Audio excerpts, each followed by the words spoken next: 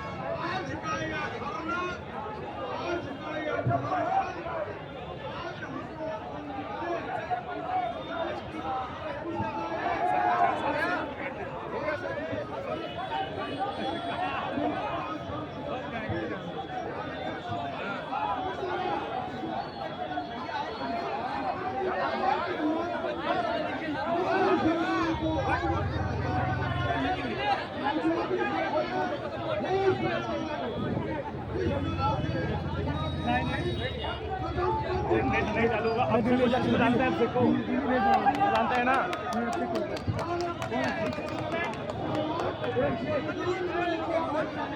Number लिखिए।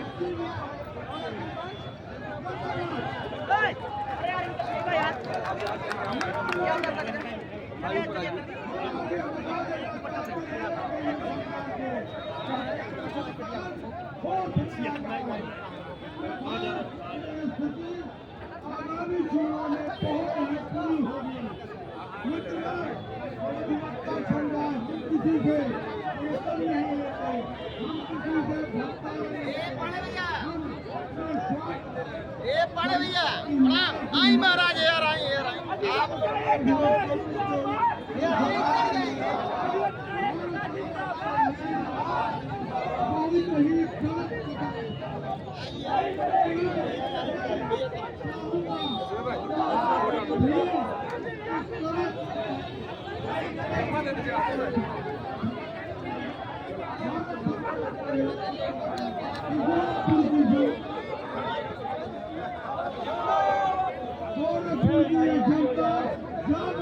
आदित्य भाई, आदित्य भाई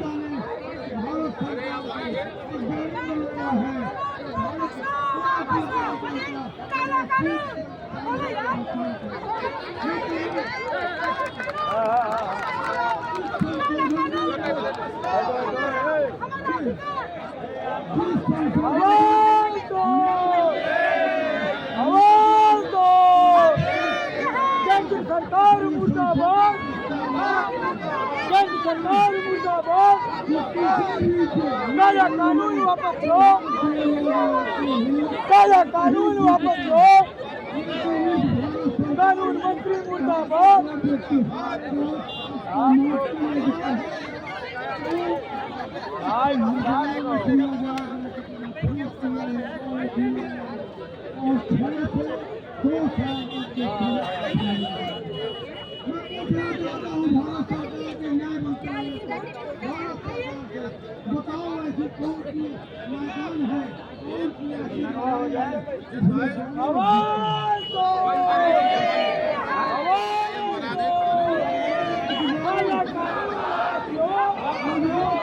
रिकॉर्डिंग की फोटो करिए। केंद्र सरकार मुर्दाबाद, केंद्र सरकार मुर्दाबाद। आवाज दो, आवाज दो, आवाज दो। जिला एकता जिंदाबाद, जिंदाबाद, जिंदाबाद। एकता जिंदाबाद, जिंदाबाद। आवाज दो, आज हम लोग यहाँ अंबेडकर चौक में एकत्रित हुए हैं मित्रों। सर्वप्रथम यहाँ इस आंदोलन में सहभागिता करने वाले अपने नौजवान साथियों, बुजुर्गों, महिलाओं, और आम जनमानस को बहुत बहुत बधाई देते हैं, शुभकामना देते हैं कि उन्होंने इस आंदोलन में आने के अपनी सहभागिता सुनिश्चित किया। मित्रों, ये जो विधेयक है इसको आप लोग भी समझ लें। एक तो इस विधेयक में वो काम किया गया कि विदेशी अधिवक्ताओं को बाहर की फर्मों को इंडिया में वकालत करने का लाइसेंस देने का काम किया गया। ये संशोधन करना चाहते हैं और इस संशोधन के माध्यम से उन विदेशी फर्मों से अपने शर्तों के मुताबिक वो वकालत कराएंगे और भारत का ये वकील उनके कहने पर वकालत करने वाला नहीं है। हम वो अधिवक्ता है जब हम जनमानस, ये भारत की जनता जब पीड़ा होती है, जब उसका शासन प्रशासन में सुनवाई नहीं होता है, किसी फोरम पे सुनवाई नहीं होता है, तब वो न्याय के लिए इस अदालत में आता है और अधिवक्ता उसके सक्षम प्राधिकारी के समक्ष से लेकर न्यायालय तक इस लड़ाई को लड़ने का काम करता है और अपनी आवाज को बुलंद करता है उस भारत की एक जनता के लिए जो गरीब कुचला तबका व्यक्ति का है। और उस प्रत्येक व्यक्ति के अधिकारों की रक्षा के लिए हम अधिवक्ता अदालत से लेकर सड़कों तक अपने आम जनता की लड़ाई लड़ते हैं और उस आवाज को दबाने का काम करने का मतलब भारत की जनता की आवाज को दबाना है। मित्रों, जिस तरीके से इस बिल में संशोधन करने का यह काम किया गया, एक रोक लगाई गई, किसान हम कोई अपनी स्ट्राइक नहीं कर सकते, न्यायिक कार्य से विरत नहीं कर सकते। अरे आप हमारी मांगे यदि न माने तो हमारे पास और कौन सा लोकतांत्रिक तरीका है वो बताएं। यदि आपकी पुलिस, आपका प्रशासन, यदि ये सिस्टम राम राज्य आ जाए, सबको वही न्याय मिल जाए, तो इस अदालत की ऐसे वकीलों को कोई जरूरत ही नहीं है। लेकिन जब वो पीड़ित व्यक्ति आपके सिस्टम से, आपके प्रशासन से, आपके कार्यालयों से न्याय नहीं पाता है, तो भारत का थका हारा गरीब व्यक्ति इस न्यायालय की तरफ देखता है।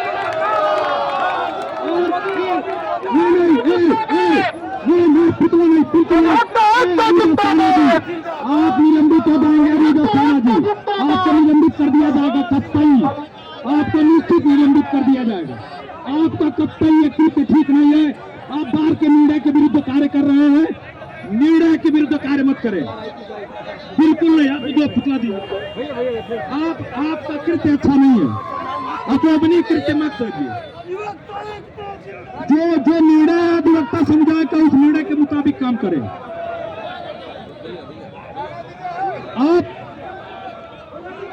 अधिवक्ता एकता जिंदाबाद, अधिवक्ता एकता जिंदाबाद। ये तरीका गलत किया है आप लोगों ने, ये काम नहीं करना चाहिए। और अधिवक्ताओं के जो बिल में दूसरा संशोधन करने का प्रयास किया गया कि हमारी आवाज दबाने का, हमें वो कोई भी कानून मंत्री या कानून मंत्रालय का कोई भी व्यक्ति, उस ड्राफ्टिंग कमेटी का कोई भी व्यक्ति वो बतावे कि जब किसी व्यक्ति को कहीं न्याय नहीं मिलता है, किसी की पीड़ा नहीं सुनी जाती है, वो फिर क्या कर सकता है? वो लोकतांत्रिक तरीकों को अपनाता है और लोकतांत्रिक तरीकों में ही न्यायिक कार्य से विरोध और हड़ताल आता है। मित्रों, आपने नौजवानों को, जो इस देश का नौजवान है, वो नौजवान लोकतांत्रिक मूल्यों की रक्षा करता है, उस नौजवानों के छात्र संघ को आपने बंद कर दिया, उस छात्र नेताओं के आंदोलन को बंद कर दिया, उस नर्सरी को ही आपने बंद कर दिया जहां वो अच्छे पौधे खिला करते थे। और इस तरीके से आपने लोकतंत्र के अंतिम अस्त्र न्यायपालिका पर भी हमला करने का प्रयास किया है, जिसमें हम न्यायपालिका के अंग है। न्यायपालिका में हमारे माननीय न्यायाधीश अधिवक्ता एक बड़ा समुदाय है, न्यायिक सिस्टम। यदि हमारी आवाज को ही दबा दिया जाएगा तो हम अपने अधिवक्ताओं की पैरवी क्या करेंगे?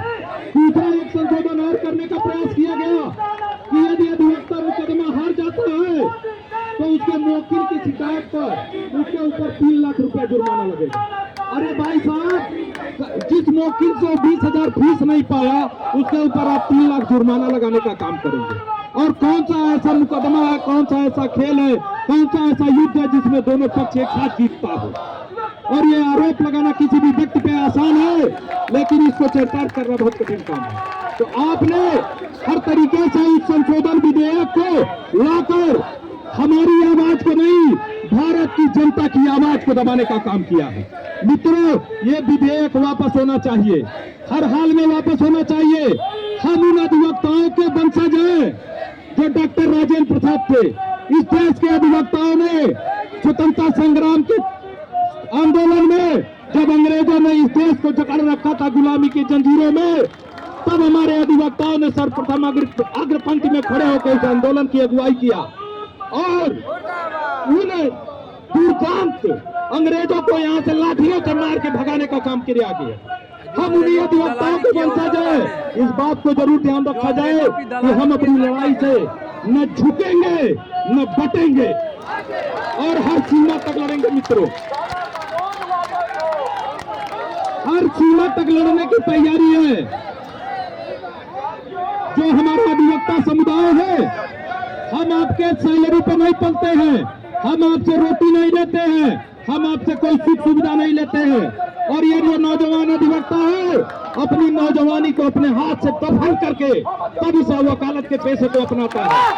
और आप उस जवानी को, आप उस अधिवक्ताओं की जवानी को दबा नहीं पाएंगे जिसने स्वयं अपनी जवानी का दफन कर दिया हो। मित्रों, ये हमारे नौजवान अधिवक्ता साथियों की जो ये आवाज है, ये देश और प्रदेश तक गूंजेगी और ये अधिवक्ता बिल वापस होकर रहेगा। हम किसी के और एक तीसरा और संशोधन इसमें और करने का प्रयास किया गया कि जो बार काउंसिल ऑफ इंडिया है और bar council of Uttar Pradesh है, उनमें अपने ये सरकार के सिस्टम के कुछ लोगों को वहां स्थापित करना चाहते हैं ताकि वो हमको नियंत्रित कर सके। हम आपकी सैलरी पे नहीं पलते हैं, आप किसी अध्यापक को दबा सकते हैं निलंबित करके, आप किसी कर्मचारी को सस्पेंड करके निलंबित करके उसको दबा सकते हैं। हम आपकी सेवा पर नहीं पलते हैं, हम भारत की आम जनता की सेवा करके अपनी 2 वक्त की रोटी प्राप्त करते हैं और उससे अपने संघर्षों का इतिहास लिखते हैं। तो इस लड़ाई को जब तक विधेयक वापस नहीं होगा तब तक हम लोग इस लड़ाई को लड़ते रहेंगे। जो भी आंदोलन की रूपरेखा ऊपर से वरिष्ठों द्वारा, हमारे नौजवान साथियों द्वारा जो भी रूपरेखा तय होगी, हम शांति के पुजारी हैं, हम शांतिपूर्वक अपना काम करना चाहते हैं, किंतु हमें छेड़ने का काम कतई न करें, इस बात को ये समझें। और कानून मंत्री साहब, आप के जो ड्राफ्ट करता है उनको बता दीजिए कि इस बात का विशेष अध्ययन कर ले कि जो लोग कम पढ़े लिखे हैं वो कानून की शिक्षा ग्रहण करें, तब उस ड्राफ्ट को छूने की कोशिश करेंगे, तब उनको पता चलेगा कि इस कानून में क्या संशोधन होना चाहिए और क्या नहीं होना चाहिए। कौन सा इस देश का कर्मचारी और कौन सा ऐसा आदमी है जो बिना सैलरी के अपना काम करता है। हम दिन रात सेवा करके, सुबह से रात तक सेवा करके आम जनता की, तब इस वकालत के पेशे को अपनाते हैं। और इस पेशे के साथ और इसे आने वाली पीढ़ियों को हम क्या जवाब देंगे, इसके लिए हमारा संघर्ष जारी रहेगा जब तक विधेयक वापस नहीं हो जाता। जय अधिवक्ता समाज, अधिवक्ता एकता जिंदाबाद। भारत माता की, भारत माता की। सरफरोशी की तमन्ना अब हमारे दिल में है, देखना है जोर कितना बाजुओं का दिल में है। अधिवक्ता एकता, अधिवक्ता एकता। ये आवाज दिल्ली में बैठे हुए हुक्मरानों के कानों में जानी चाहिए, तो गोरखपुर की धरती से ही नहीं, कश्मीर से लेकर के कन्याकुमारी तक, गुजरात से लेकर के मेघालय तक, पूरे देश में अधिवक्ताओं के क्रांति की चिंगारी एक आग का रूप ले चुकी है साथियों। और ये तब तक नहीं बुझेगी जब तक ये दमनकारी काला कानून वापस नहीं कर लिया जाएगा। पूरा देश एक साथ खड़ा है, पूरे देश के अधिवक्ताओं की भावनाएं एक साथ खड़ी है। ये केवल हम ही बचे हुए हैं, केवल अधिवक्ता है जो इस सरकार के इस तानाशाहों के आंख में आंख मिला करके देखने का साहस कर सकता है। बाकी सबको इन्होंने कुचल दिया है, लेकिन अधिवक्ताओं को कुचलना नामुमकिन है। इस देश मुर्दाबाद, मुर्दाबाद,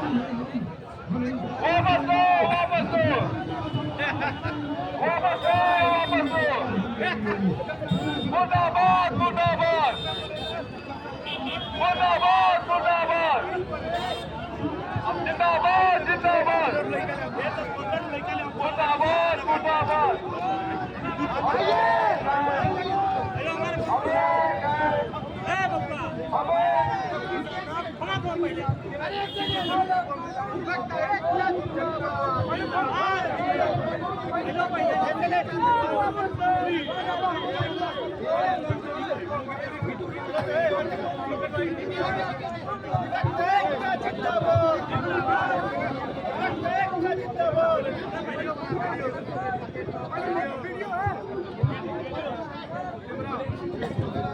अधिवक्ता एकता जिंदाबाद अभी तो ये लड़ाई है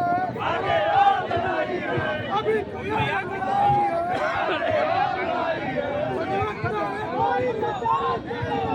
नहीं चलेगी नहीं चलेगी मोदी तेरी तानाशाही नहीं चलेगी नहीं चलेगी इस सरकार की तानाशाही नहीं चलेगी नहीं चलेगी काला कानून वापस लो वापस लो अपना कानून वापस लो वापस लो वापस लो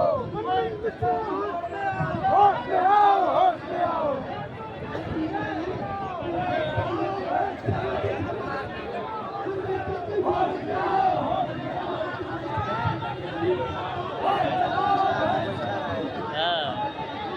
आई देख मारला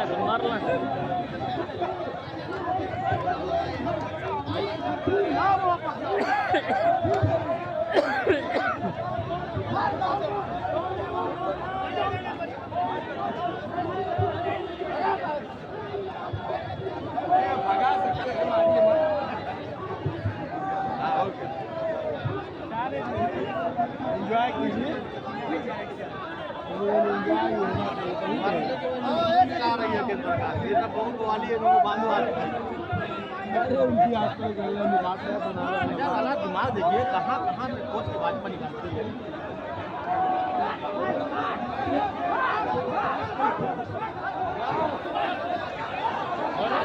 अरे घुमा दे देखो